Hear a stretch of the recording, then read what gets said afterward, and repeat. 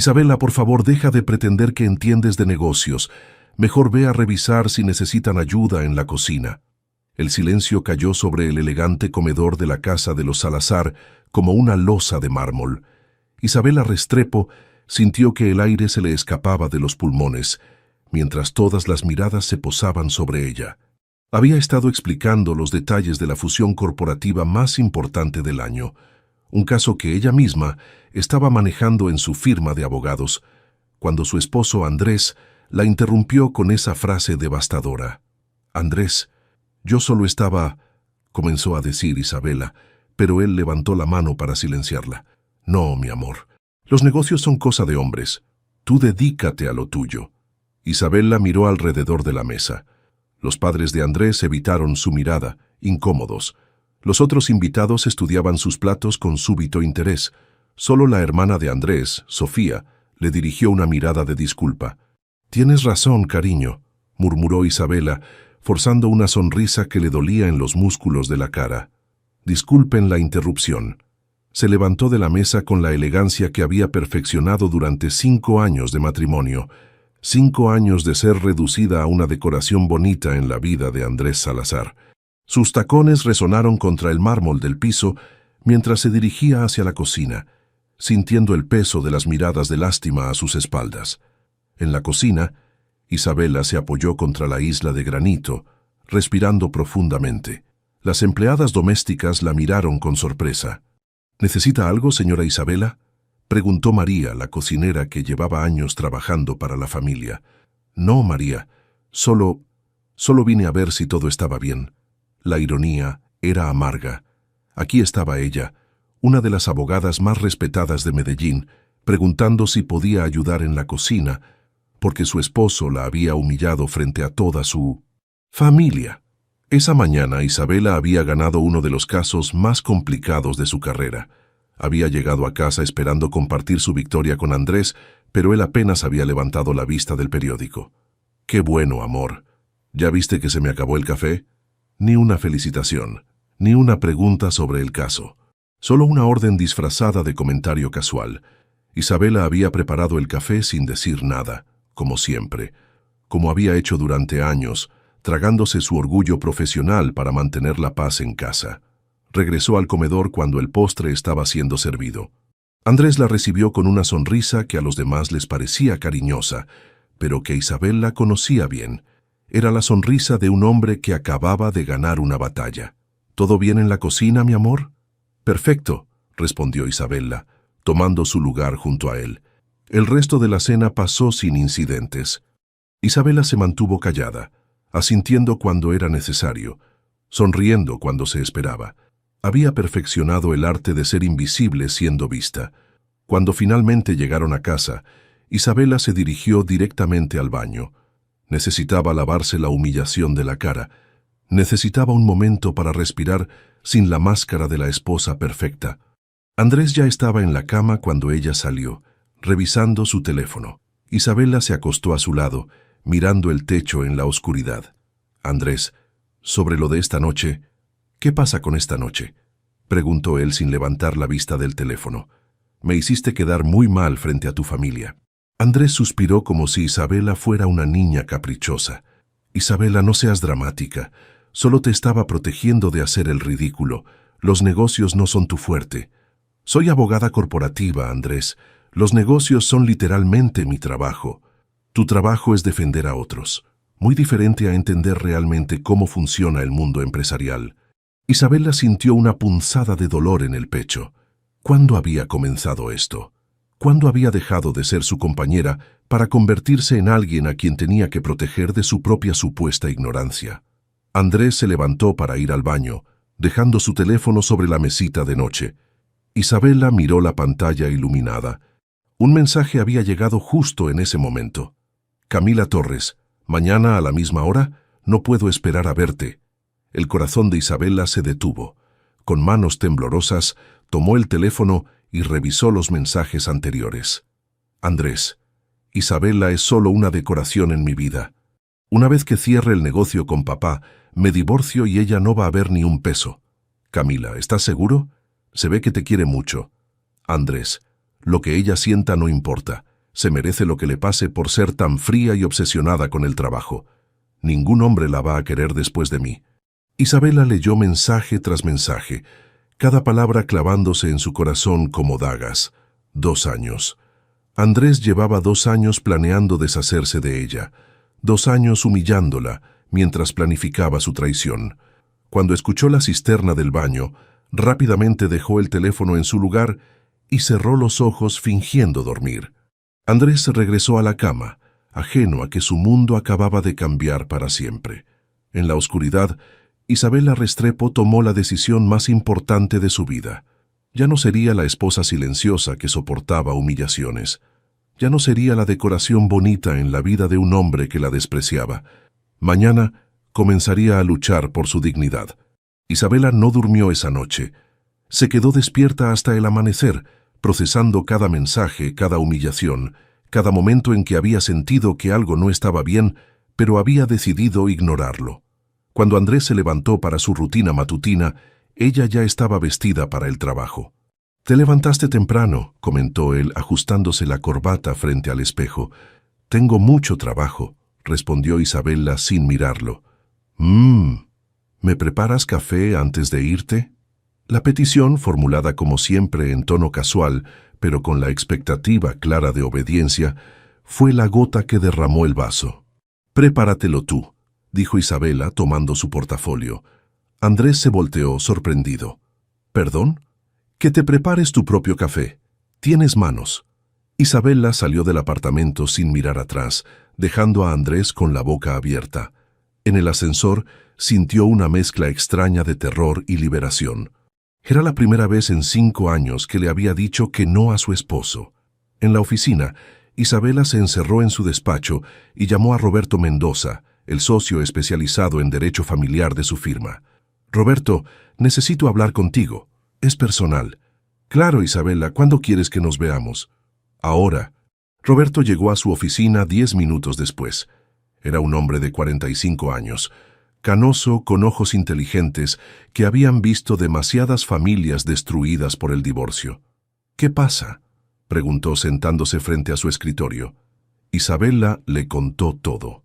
Los años de humillaciones, los mensajes de la noche anterior, la traición que había estado gestándose durante 2 años bajo sus narices. Roberto la escuchó sin interrumpir, tomando notas ocasionales. «Isabela, lo que me describes es abuso psicológico sistemático», dijo cuando ella terminó. «Y si ha estado moviendo activos preparándose para el divorcio, eso es fraude matrimonial. ¿Qué opciones tengo?» «Varias. Pero primero necesito preguntarte algo importante.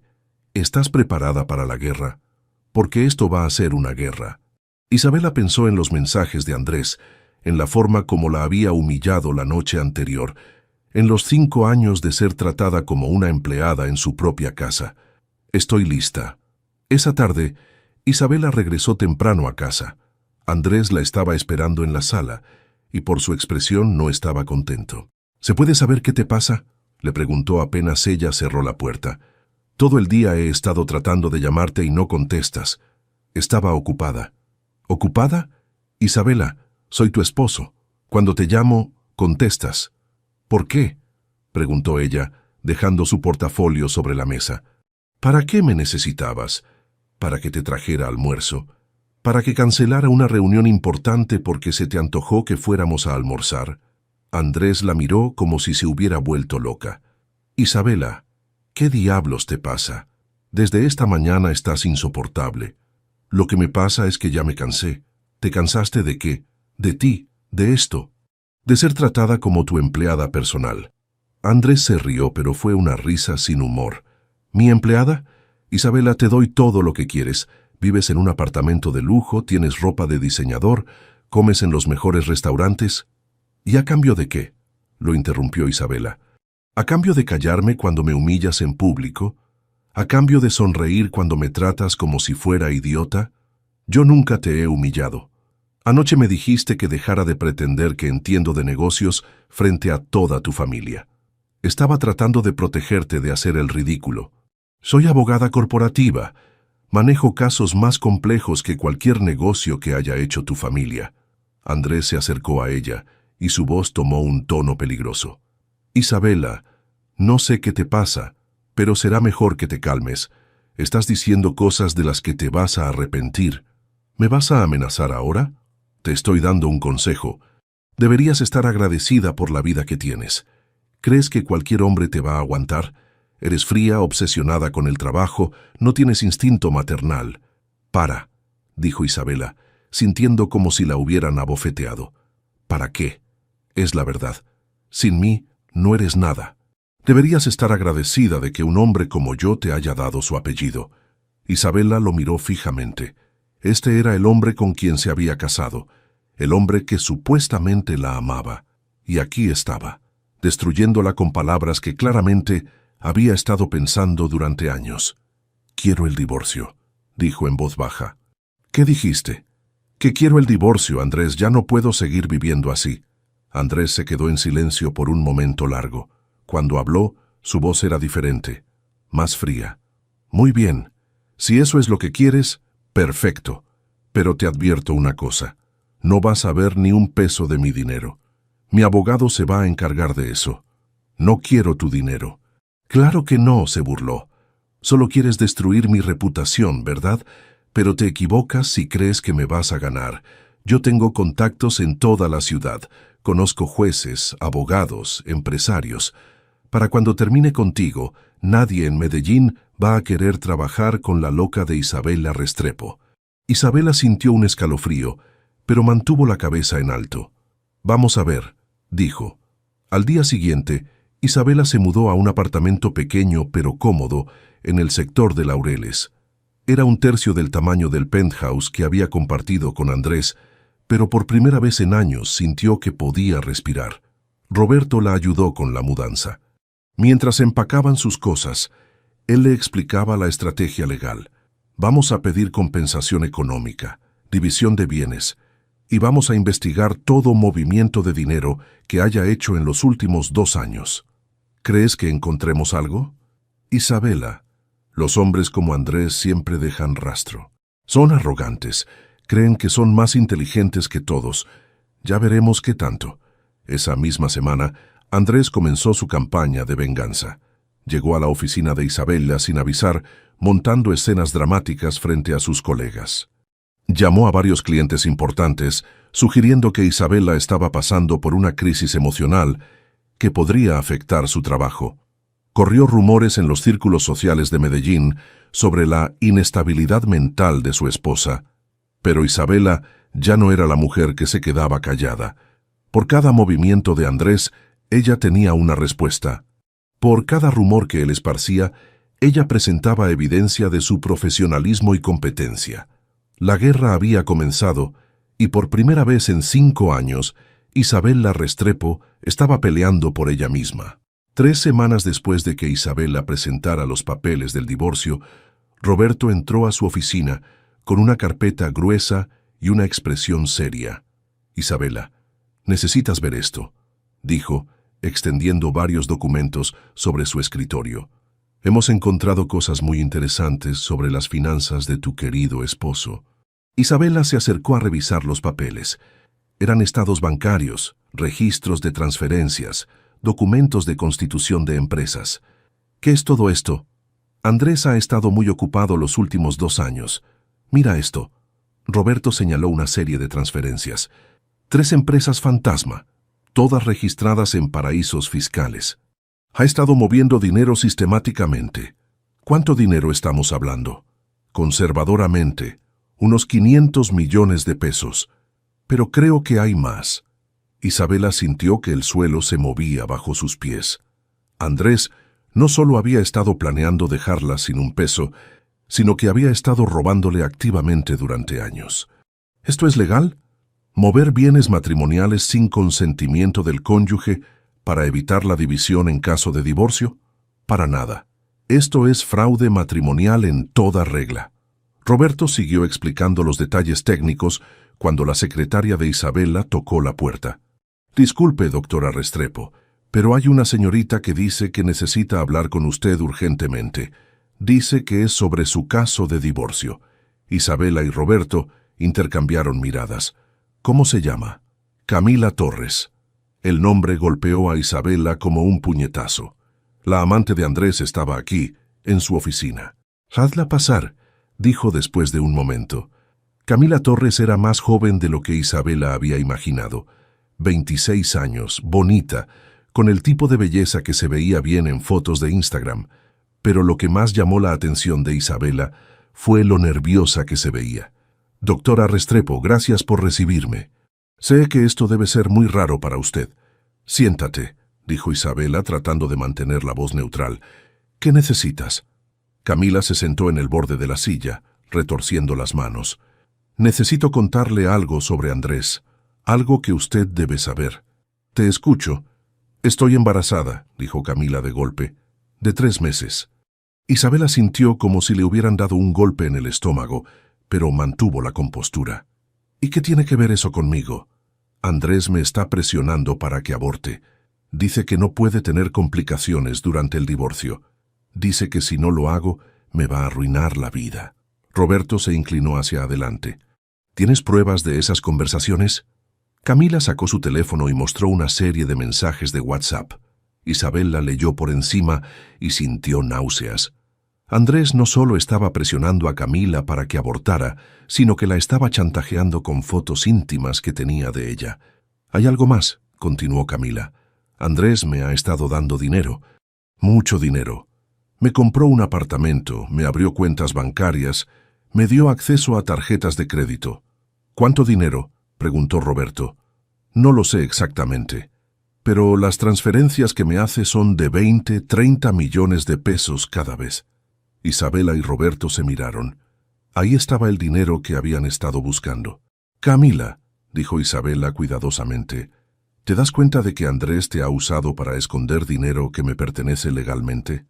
La cara de Camila se descompuso. «¿Qué quiere decir?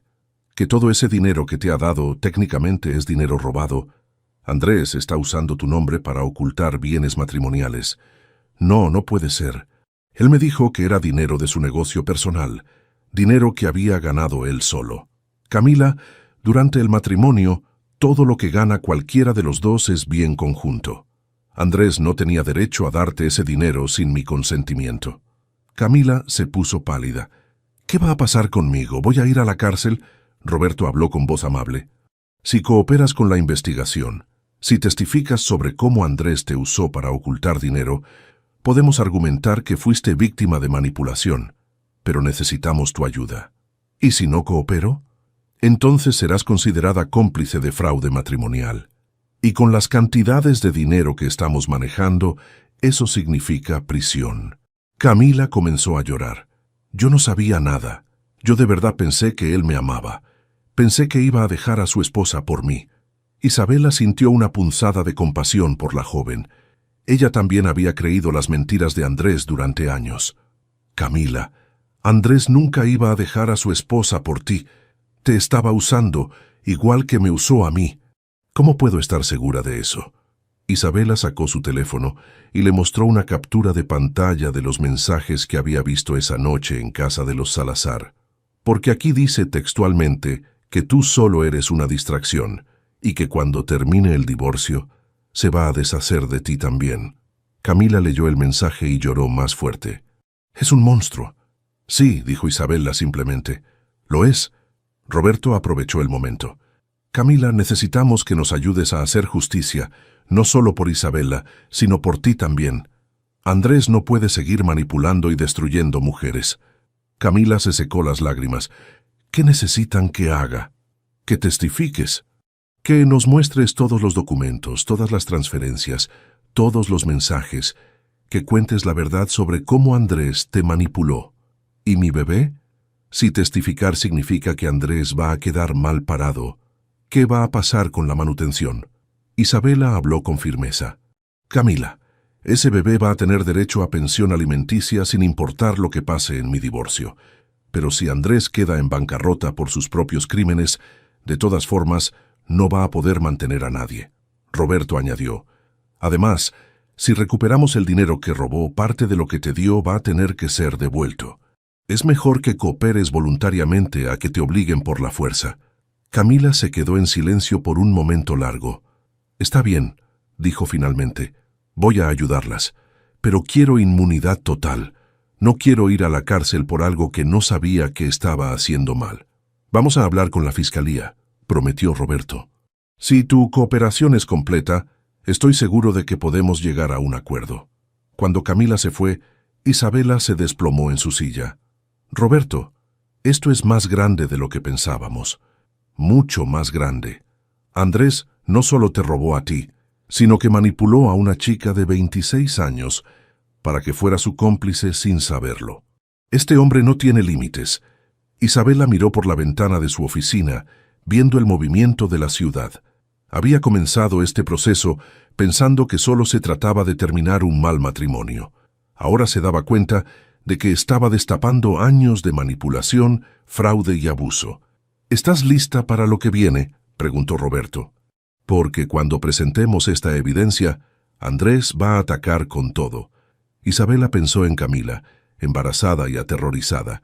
Pensó en ella misma, humillada durante años. Pensó en todas las mujeres que habían pasado por lo mismo. Estoy lista, dijo. Vamos a acabar con esto. La investigación financiera ordenada por el juez reveló un panorama que superó las peores expectativas de Isabela. En la oficina de Roberto, los documentos se extendían sobre 2 mesas largas como evidencia de una operación que había durado años. Isabela, esto no es solo fraude matrimonial, dijo Roberto señalando una línea de tiempo que habían construido. Esto es una operación criminal sofisticada. Los documentos mostraban que Andrés había comenzado a mover dinero desde el 2.º año de matrimonio.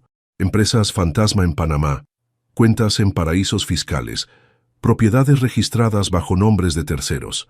Todo diseñado para hacer parecer que tenía menos patrimonio del real. ¿Cuánto dinero estamos hablando en total?, preguntó Isabela. Conservadoramente 800 millones de pesos, pero creemos que puede ser más del doble. Isabela sintió vértigo. Durante años había vivido pensando que tenían una vida cómoda, pero no extraordinaria. Resulta que Andrés había estado construyendo una fortuna mientras la hacía sentir culpable por cada peso que gastaba. ¿Y Camila? Ha cooperado completamente. Tenemos registros de transferencias por 200 millones de pesos que él puso a su nombre.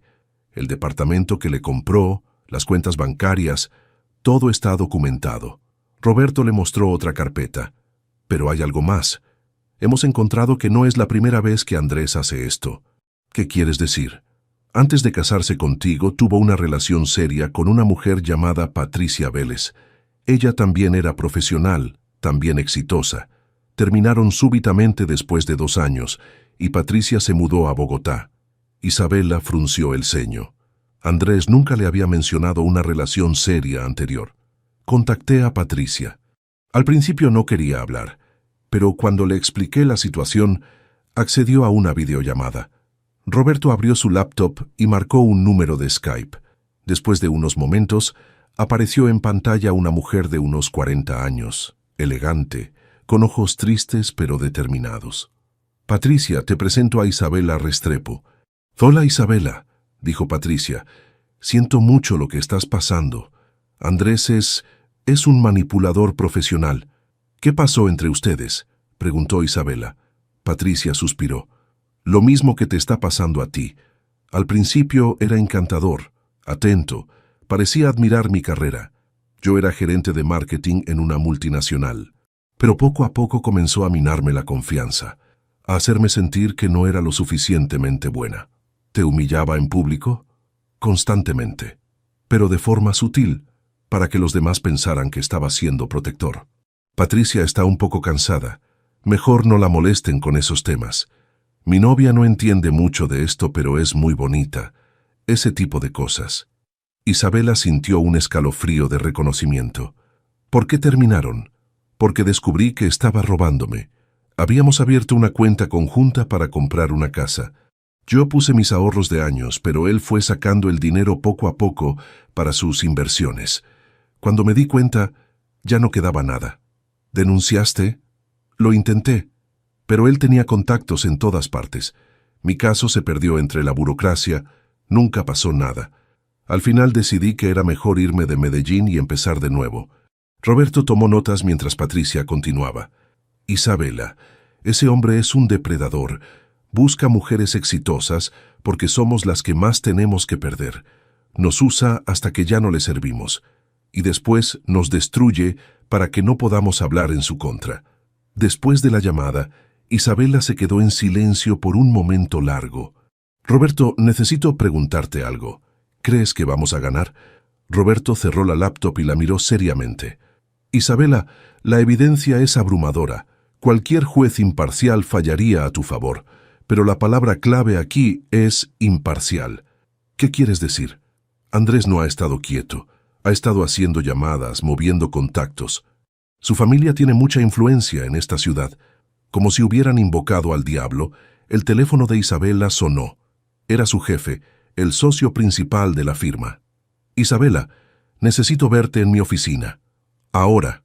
La oficina de don Armando Herrera era imponente, con vista panorámica de la ciudad. Pero esa tarde se sentía como un tribunal. Además de don Armando, estaban presentes otros dos socios principales. Isabela, siéntate, dijo don Armando sin su usual calidez. Necesitamos hablar sobre tu situación personal. ¿Mi situación personal? Tu divorcio está creando complicaciones para la firma. Isabela sintió que el suelo se movía bajo sus pies. ¿Qué tipo de complicaciones? Uno de los otros socios, don Ricardo, habló. Hemos recibido llamadas de varios clientes importantes expresando preocupación por tu estabilidad emocional. Clientes que representan una parte significativa de nuestros ingresos anuales. ¿Qué clientes? Constructora Salazar, para empezar, dijo don Armando. También el grupo empresarial Montoya y la Fundación Caicedo. Isabela conocía esos nombres. Todas eran empresas conectadas de alguna forma con la familia Salazar. Don Armando, esos clientes están siendo manipulados por mi esposo. Él está usando su influencia para presionarlos. Isabela, eso puede ser cierto, dijo don Ricardo. Pero el resultado es el mismo. La firma está perdiendo dinero por tu situación personal. ¿Qué están sugiriendo? Don Armando se aclaró la garganta. Creemos que sería mejor para todos si tomaras una licencia temporal, hasta que se resuelva tu situación. Me están despidiendo. Te estamos pidiendo que tomes un tiempo para resolver tus asuntos personales sin que afecten a la firma. Isabela se levantó lentamente. Entiendo. ¿Y si me niego? Los tres hombres intercambiaron miradas. Isabela, esperamos que seas razonable, dijo don Armando. Has sido una excelente abogada para nosotros, y queremos que regreses cuando todo esto termine. Pero ahora mismo, tu presencia aquí está causando problemas. Isabela salió de esa reunión sintiendo como si hubiera recibido una paliza. En el ascensor, marcó el número de Roberto. Me acaban de pedir que tome una licencia, le dijo apenas él contestó. ¿Por cuánto tiempo? Indefinida. Roberto maldijo en voz baja.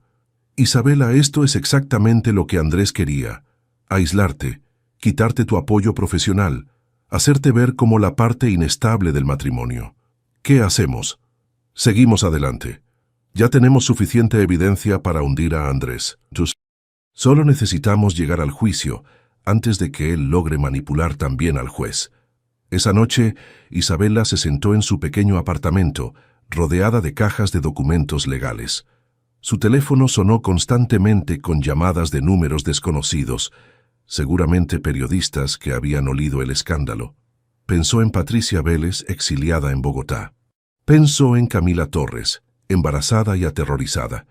Pensó en todas las mujeres que habían sido destruidas por hombres como Andrés. Su teléfono vibró con otro mensaje desconocido. Esta vez decidió abrirlo. Doctora Isabela, mi nombre es Lucía Morales.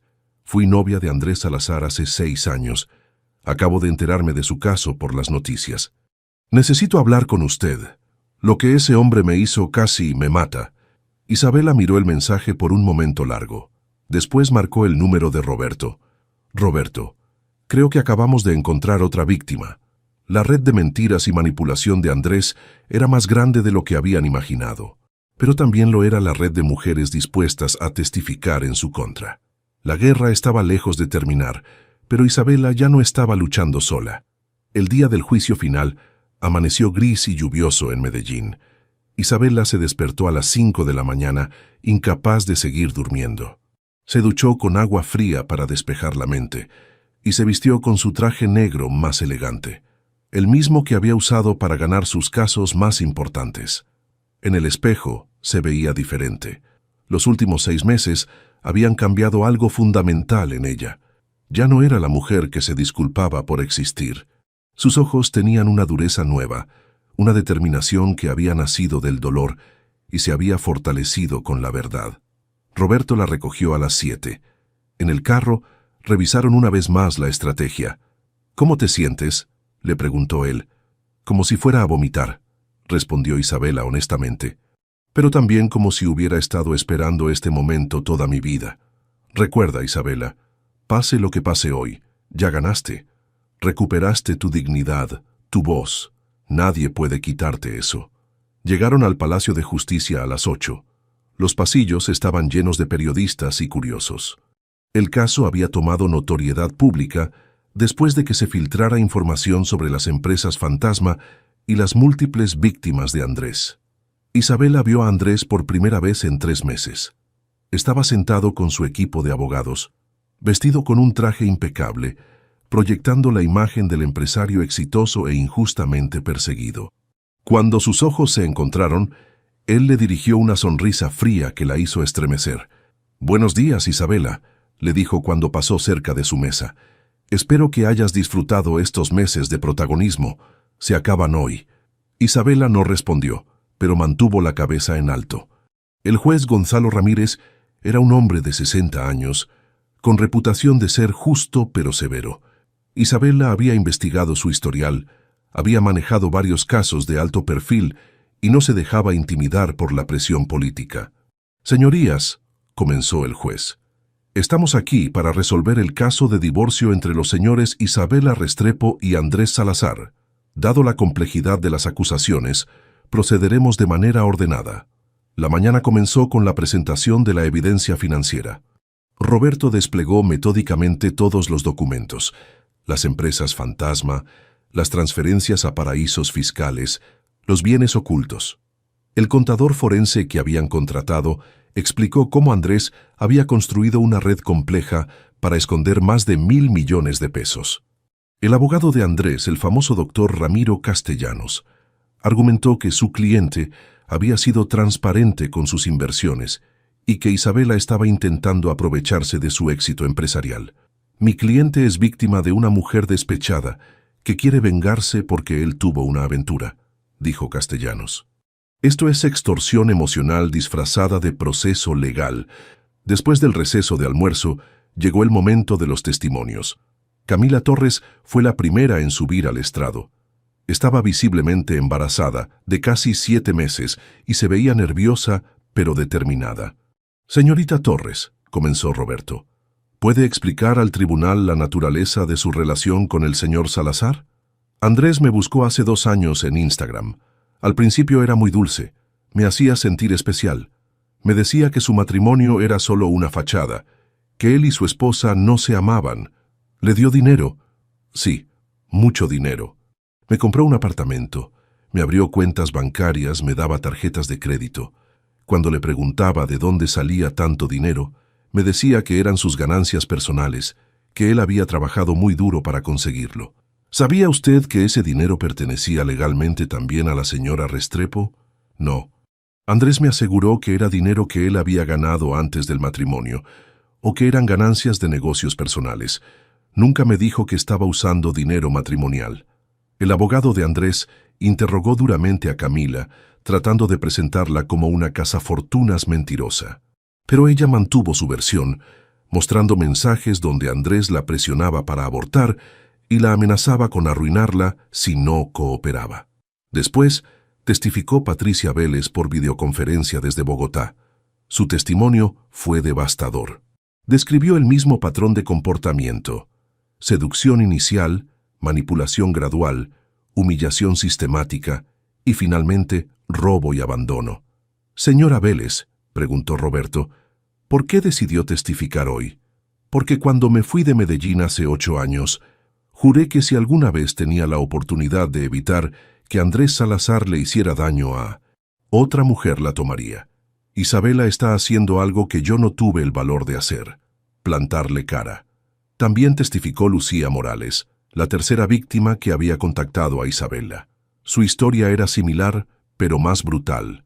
Andrés no solo la había manipulado financieramente, sino que había usado fotos íntimas para chantajearla cuando ella trató de dejarlo. Cuando llegó el turno de Isabela, se acercó al estrado con paso firme. Había esperado este momento durante 6 meses. «Señora Restrepo», comenzó Roberto, «¿puede describir para el tribunal cómo era tratada en su matrimonio?» Isabela respiró profundamente y comenzó a hablar.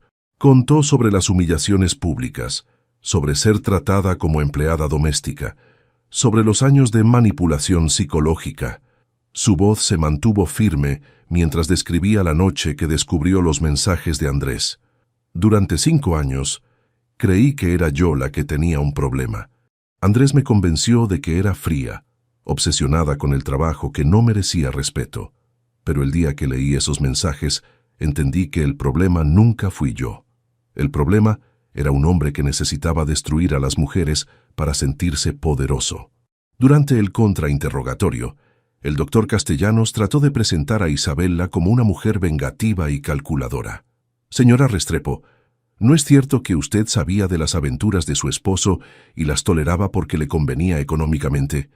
«Es falso», respondió Isabela con firmeza. «Si hubiera sabido de las aventuras, me habría divorciado inmediatamente. Y si hubiera sabido del dinero que estaba escondiendo, habría actuado mucho antes. ¿No es cierto que usted está exagerando supuestas humillaciones para obtener una compensación económica mayor?» Isabela miró directamente a los ojos del abogado.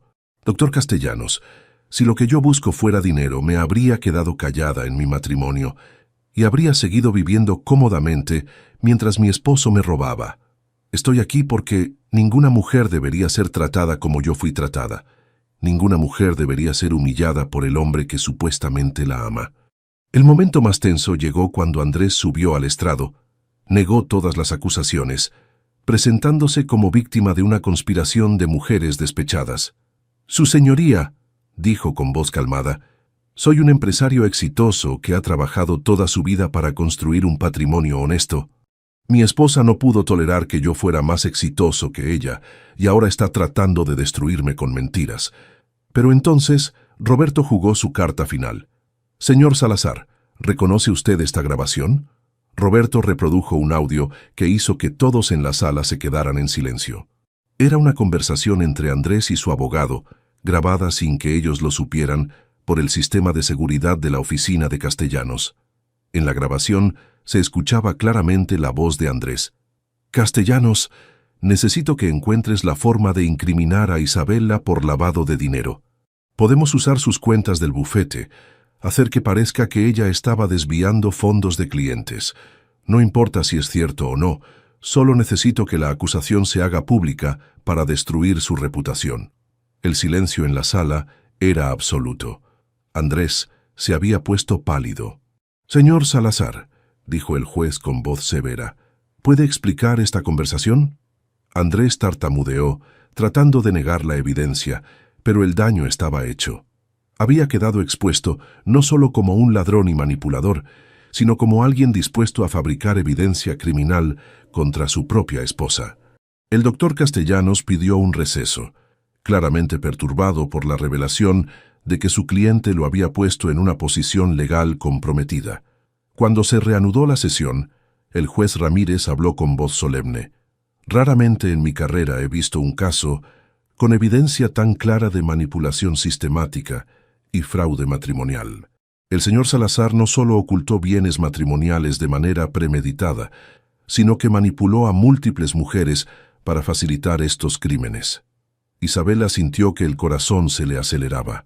«Por tanto, este tribunal ordena la disolución del matrimonio y condena al señor Salazar a pagar a la señora Restrepo el 60% de todos los bienes matrimoniales, incluyendo aquellos que fueron ocultados fraudulentamente. Además, deberá pagar una compensación por daños morales equivalente a 200 millones de pesos». La sala estalló en murmullos. Isabela sintió que las piernas le temblaban. «Además», continuó el juez. Remito copias de este expediente a la Fiscalía para que investigue los posibles delitos de fraude, lavado de activos y chantaje que han sido expuestos durante este proceso. Isabela miró hacia donde estaba sentado Andrés. Por primera vez en todos los años que lo conocía, lo vio sin su máscara de control. Se veía pequeño, asustado, como lo que realmente era. Un hombre mediocre que había necesitado destruir a las mujeres para sentirse importante. Cuando salieron del Palacio de Justicia, una multitud de periodistas los esperaba. Isabela se detuvo en las escaleras, con Roberto a su lado. «Doctora Restrepo, ¿cómo se siente después de esta victoria?» Isabela miró hacia las cámaras. Después de meses de silencio, finalmente podía hablar libremente. «No siento que esto sea una victoria mía. Es una victoria para todas las mujeres que han sido manipuladas, humilladas y abusadas por hombres que se aprovechan de su poder. Es una victoria para la justicia. ¿Qué mensaje le daría a otras mujeres en situaciones similares?»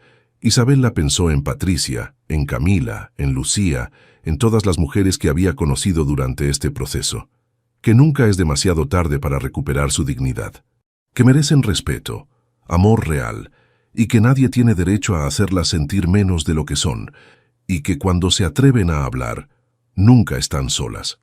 Esa noche, Isabela se sentó en su apartamento, rodeada de flores y mensajes de apoyo. Había ganado, pero sabía que la verdadera batalla apenas comenzaba. Una semana después del juicio, Isabela estaba empacando los últimos archivos de su oficina cuando entró don Armando Herrera. Su expresión era una mezcla de respeto y incomodidad. «Isabela, necesitamos hablar». Ella no levantó la vista de las cajas. «Si vienes a felicitarme por ganar el caso, te agradezco, pero ya es un poco tarde para eso». Don Armando cerró la puerta y se sentó frente a ella. «Isabela, sabes que siempre te he respetado como abogada. Lo que hiciste en ese tribunal fue extraordinario.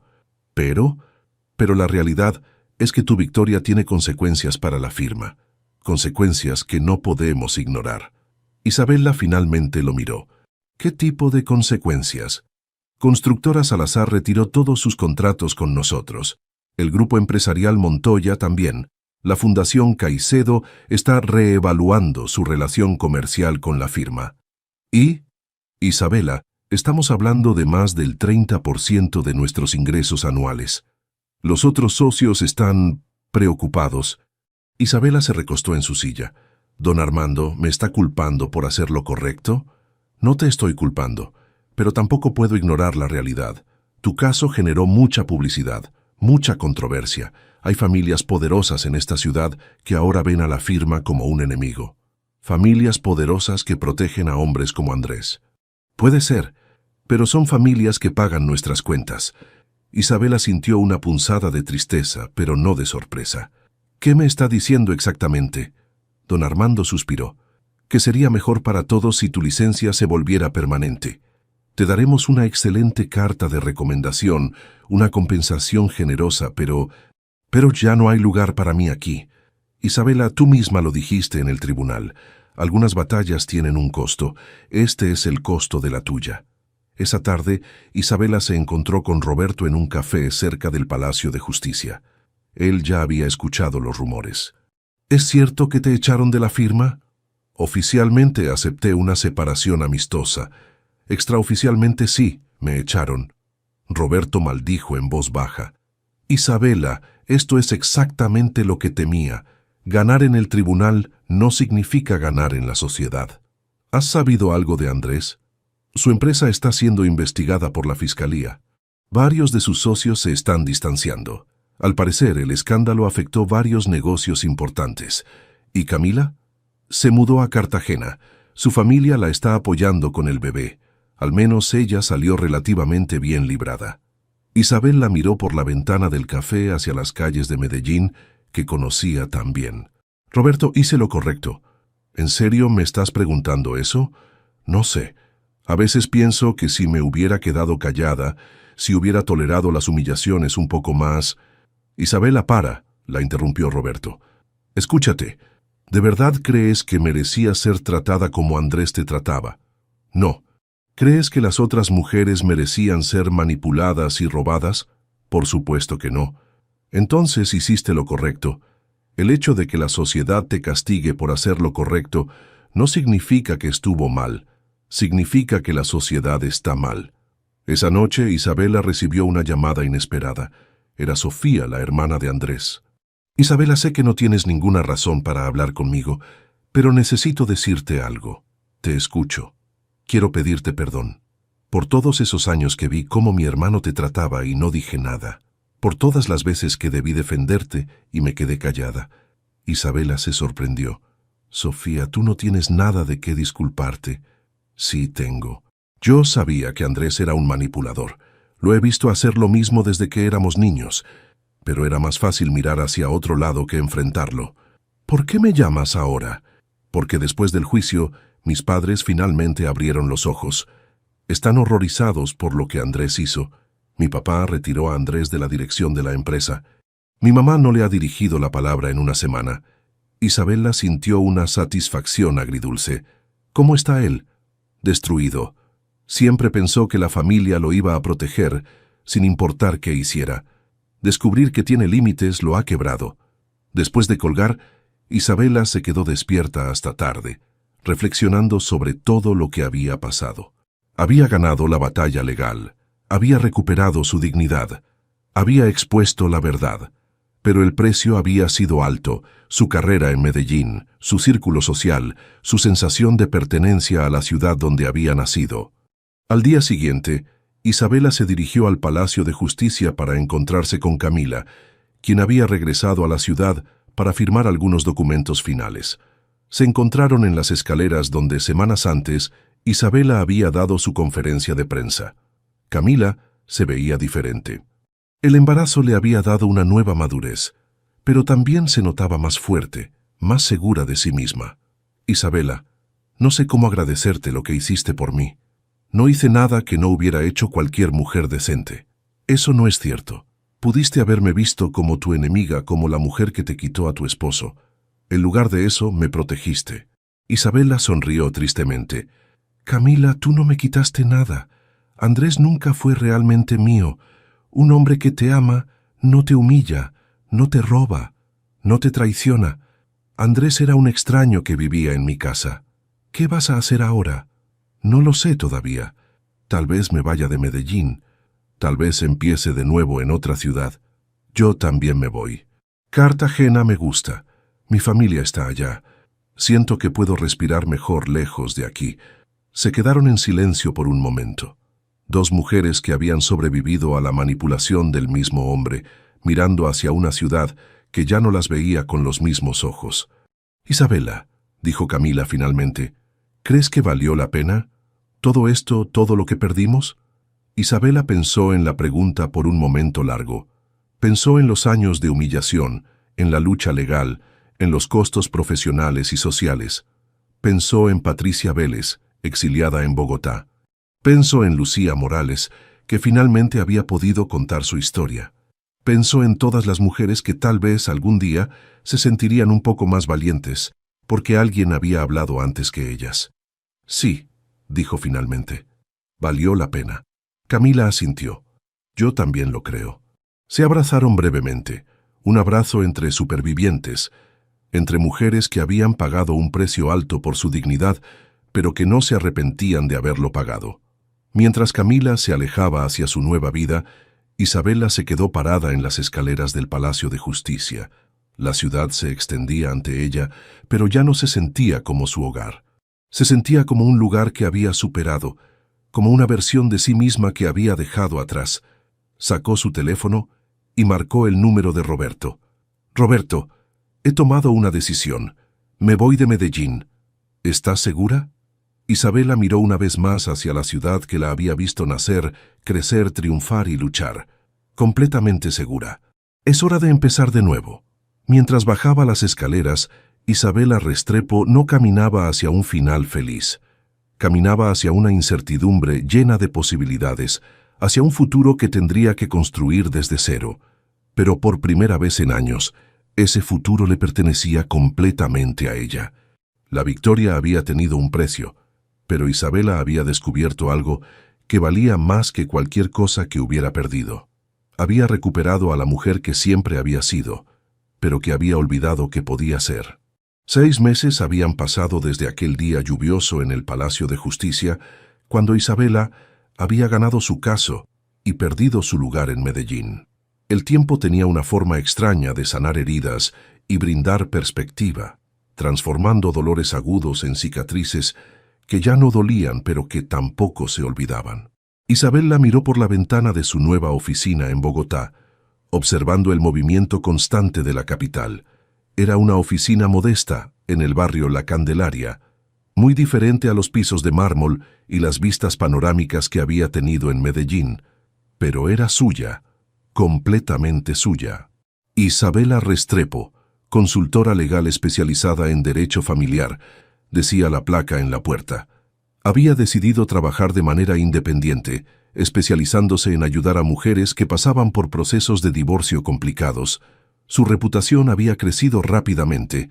Resulta que había muchas mujeres en Colombia que necesitaban una abogada que realmente entendiera lo que era enfrentar a un manipulador con poder y dinero.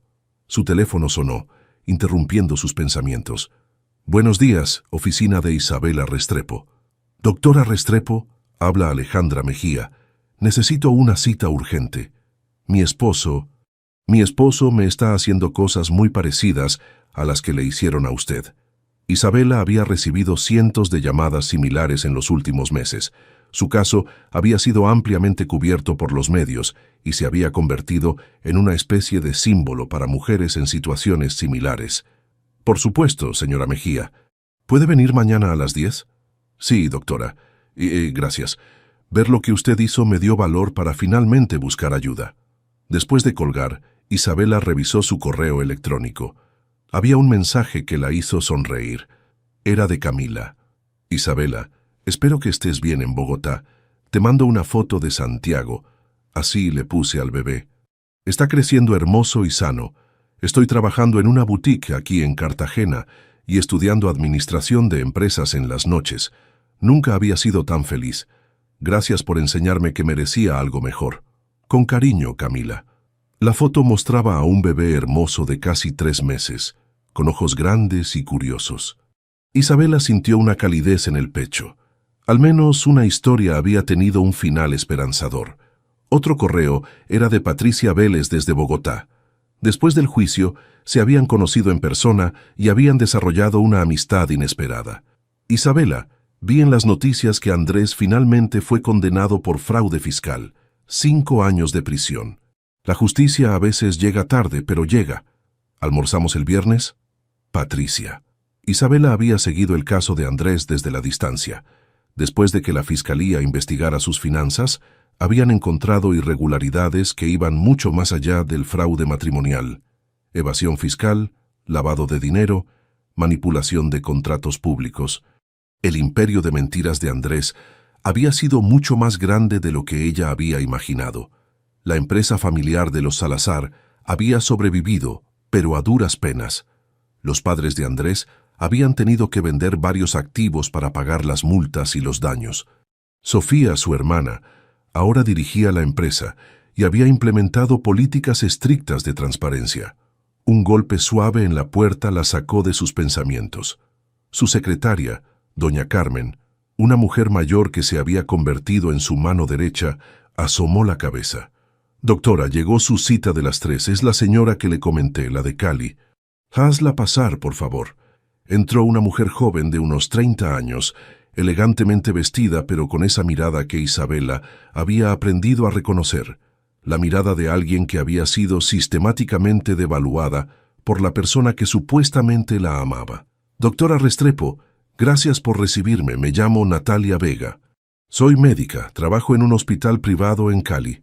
«Siéntate, Natalia. Cuéntame qué está pasando». Natalia se sentó en el borde de la silla con las manos entrelazadas. «Mi esposo es cirujano, muy exitoso, muy respetado. Llevamos 8 años casados y... Al principio todo era perfecto, pero poco a poco comenzó a cambiar». Isabela escuchó mientras Natalia describía un patrón familiar, la humillación gradual, las críticas disfrazadas de consejos, el aislamiento de amigos y familia, la manipulación financiera. «En las fiestas médicas me presenta como mi mujercita Y cuando alguien me pregunta sobre mi trabajo, él responde por mí diciendo que juego a ser doctora. En el hospital, frente a colegas que me respetan profesionalmente.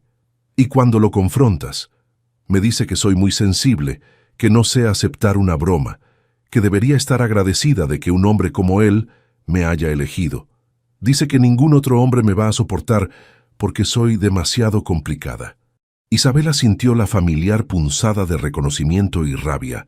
Natalia, lo primero que necesitas entender es que tú no eres el problema. Lo que me describes es abuso psicológico sistemático. Pero doctora, es que a veces pienso que tal vez él tiene razón. Tal vez soy demasiado sensible, tal vez... ¡Para!, la interrumpió Isabela suavemente. Esa voz que escuchas, esa que te dice que tal vez él tiene razón, esa no es tu voz, es la voz de él, que has interiorizado después de años de manipulación. Isabela se levantó y se acercó a la ventana. ¿Sabes qué? Hace un año yo también pensaba que el problema era yo. Creía que era fría, obsesionada con el trabajo que no merecía respeto. Hasta que un día entendí algo fundamental. ¿Qué? Isabela se volteó hacia Natalia. Que un hombre que te ama no necesita hacerte sentir pequeña para sentirse grande. Un hombre que te ama celebra tus éxitos, respeta tu inteligencia, te defiende cuando otros te atacan. Un hombre que te ama no te humilla, te protege. Natalia comenzó a llorar silenciosamente. Es que tengo miedo, doctora. ¿Y si él tiene razón? ¿Y si realmente nadie más me va a querer? Isabela se acercó y le ofreció un pañuelo. Natalia, mírame. Eres médica. Salvaste vidas. Estudiaste durante años. Te sacrificaste. Trabajaste duro para llegar donde estás. ¿De verdad crees que una mujer así no merece amor y respeto? Cuando lo pone así suena ridículo. Porque es ridículo. Los manipuladores son expertos en hacernos dudar de nuestra propia realidad. Pero la realidad es que tú vales mucho y mereces a alguien que lo reconozca. Isabela regresó a su escritorio y sacó una tarjeta. Este es el número de una psicóloga especializada en abuso emocional. Quiero que la veas antes de tomar cualquier decisión. Necesitas recuperar tu voz antes de enfrentar a tu esposo. ¿Y usted? ¿Fue difícil empezar de nuevo? Isabela sonrió, pero fue una sonrisa melancólica. Natalia, no te voy a mentir, fue muy difícil.